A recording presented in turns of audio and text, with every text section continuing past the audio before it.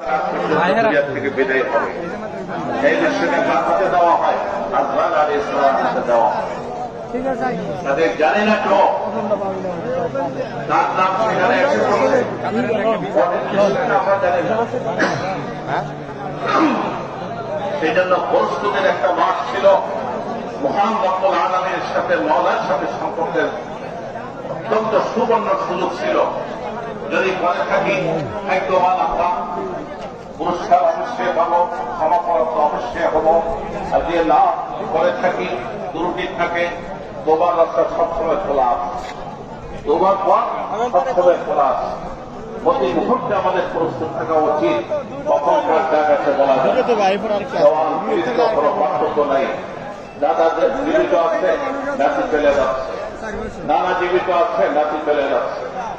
এই জন্য আমাদের দায়িত্ব, এই পৃথিবীতে যে উদ্দেশ্যে মহান রব্বুল আলামিন আমাদেরকে প্রেরণ করেছেন, দুনিয়ার লক্ষ্যে নয়, দুনিয়ার উদ্দেশ্য নয়, বরং মওলার সাথে সম্পর্কের জন্য, তার ইবাদত বন্দেগীর জন্য।